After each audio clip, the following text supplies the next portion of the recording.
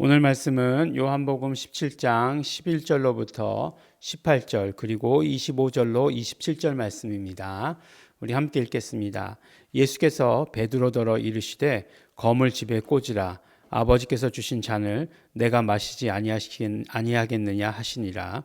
이에 군대와 천부장과 유대인의 하속들이 예수를 잡아 결박하여 먼저 안나스에게 끌고 가니 안나스는 그의 대제사장인 가야바의 장인이라.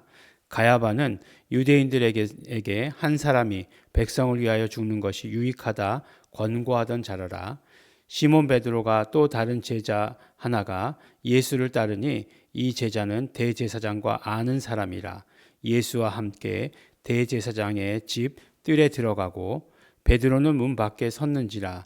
대제사장과 아는 그 다른 제자가 나가서 문 지키는 여자들에게 말하여 베드로를 데리고 들어왔더니 문 지키는 여종이 베드로에게 말하되 너도 그 사람의 제자 중 하나가 아니냐 하니 그가 말하되 나는 아니라 하고 그때가 추운 고로 종과 하숙들이 숯을 피우고 서서 쬐니 베드로도 함께 서서 쬐더라.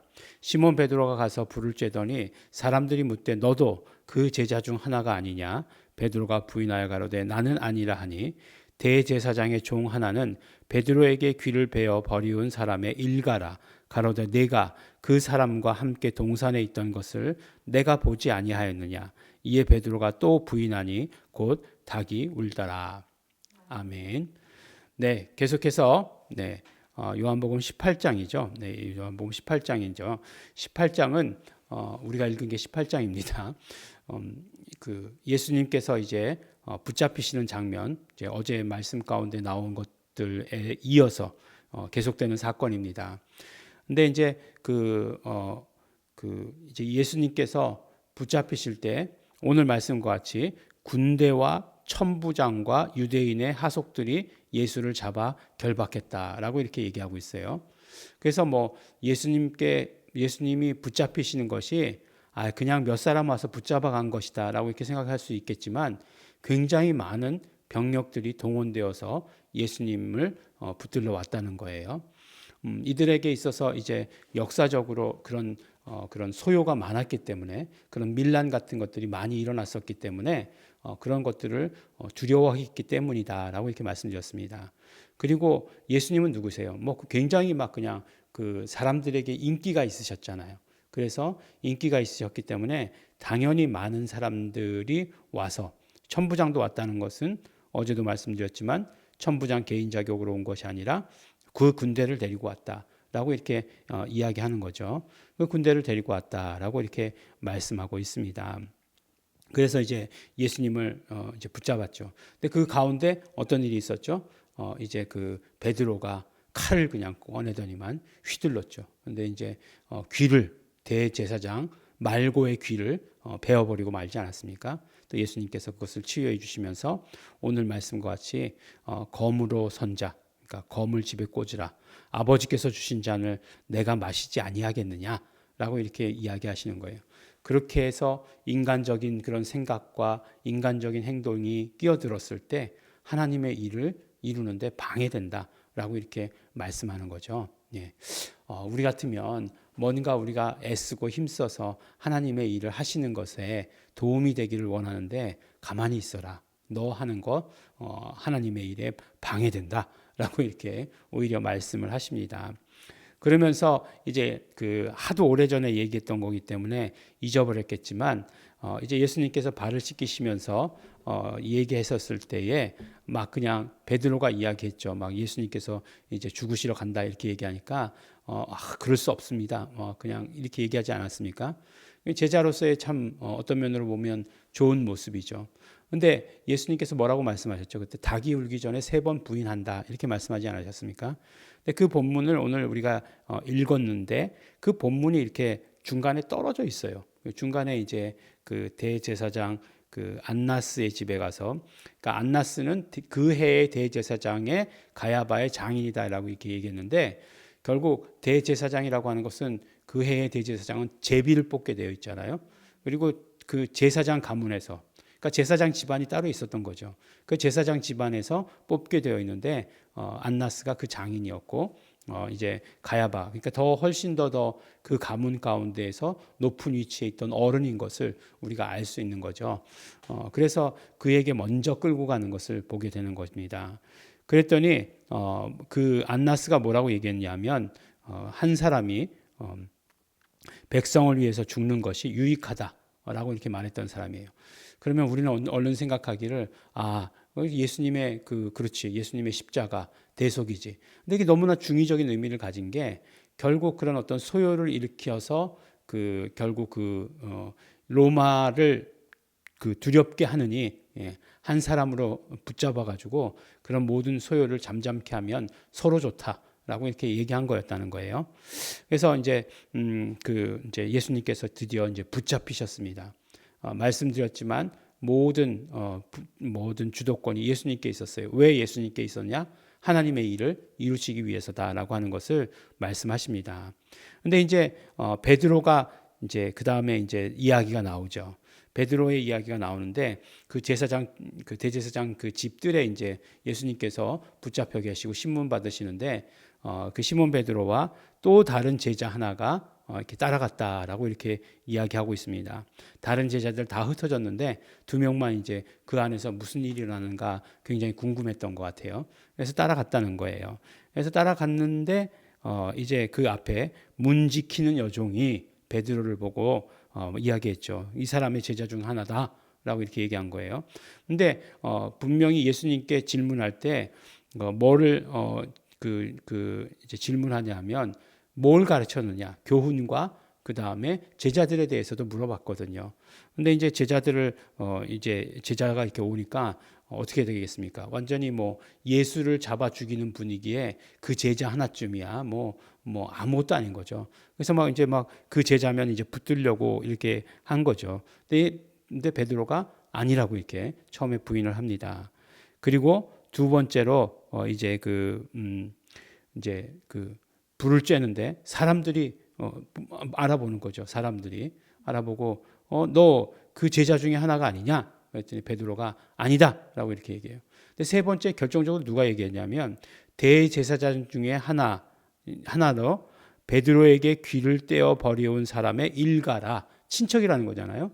그러니까 거기에 같이 있었고 친척이에요. 그 예수님의 체포 현장에서 베드로가 이렇게 칼을 휘두르는 걸 봤어요. 예. 그 사람이 얘기했으면 거의 뭐 확실한 건 아니겠어요? 그럼에도 불구하고 그 동산에 있는 것까지도 봤다. 이렇게 얘기했는데도 불구하고 베드로가 아니다라고 이렇게 이야기해요. 베드로가 3번 부인했어요. 예. 그 3번 부인하면 우리 한국식으로 얘기하면 완전수죠. 3번, 삼세판. 예, 삼세판 부인했으면 완전히 부인한 거죠. 예, 완전히 부인한 거라 이렇게 얘기할 수 있겠죠. 예, 아무리 우리 충청도식으로 한다 그래도 충청도도 3번 물어보잖아요. 예, 3번 물어봐서 아니면 아닌 거죠. 예, 3번은 물어봐 줘야 된다 이렇게 얘기하는데 근데 베드로에게 3번이나 물어봤는데 아니다라고 이렇게 이야기를 한 거예요. 물론 예수님의 말씀을 응하게 하려는 것도 있지만 결국 무엇일까요? 예, 결국 이렇게 부인했다라고 하는 것, 3번 부인했다라고 하는 것.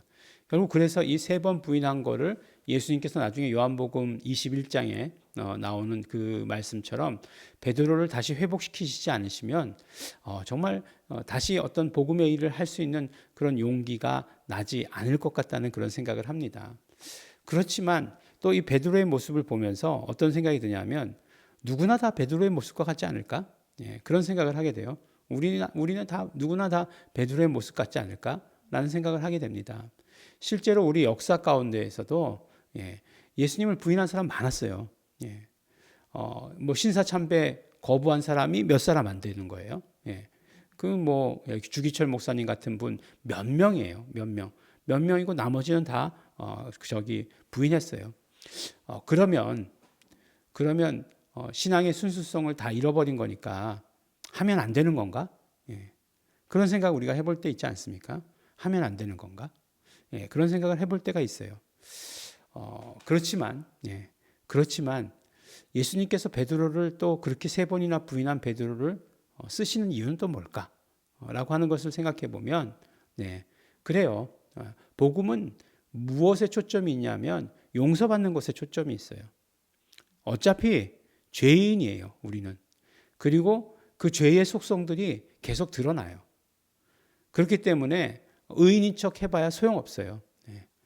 그러니까 어떤 면으로 이야기하면 베드로는 솔직한 것이고 베드로는 드러났던 것뿐이에요. 그렇기 때문에 정말 어떤 면으로 이야기해서 다 우리가 베드로를 누가 먼저 돌로 칠 수 있는 자가 없다는 거예요. 다 드러났느냐 드러나지 않느냐 뿐이지 베드로와 같은 모습이라고 하는 거예요. 결국에 우리 복음의 초점은 무엇에 있느냐? 복음의 초점은 용서받는 데 있는 거예요. 내가 매일매일 용서받는 데 있는 거예요. 난 3번만 부인했을까요? 그렇지 않을 것 같아요. 3번보다 더 부인했을지도 몰라요.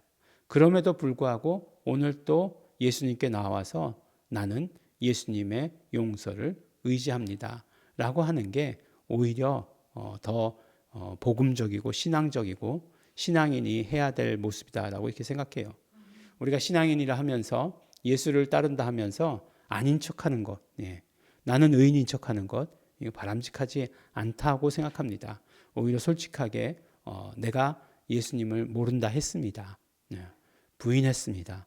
지금 뭐 솔직히 말해서 이 부인이라고 하는 것이 지금 그 옆에서 알아봤다고 하는 것 때문에 그렇지 우리가 지금 예수님을 부인하는 그런 상황들이 얼마나 많은가 하는 거예요.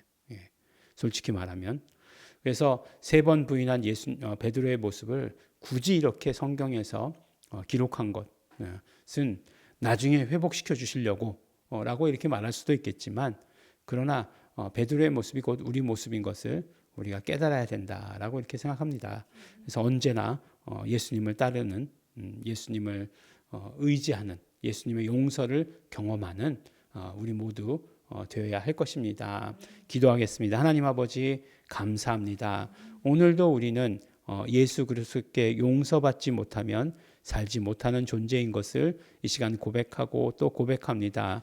나는 오늘도 예수님의 용서하심을 기대합니다. 의지합니다. 오늘도 용서받고 살게 하여 주시옵소서. 감사드립니다. 예수님 이름으로 기도드렸습니다. 아멘. 그러므로 이 시간에 예수 그리스도의 용서를 우리는 기대합니다. 예수 그리스도께서 용서해 주심을 우리는 바라고 소원합니다. 오늘도 예수 피 의지하며 하나님 앞에 나아갑니다. 우리의 모든 죄와 허물들 용서하여 주시옵소서. 성령님, 우리의 모든 죄가 기억나게 하여 주시옵소서. 다 같이 통성으로 기도하시겠습니다.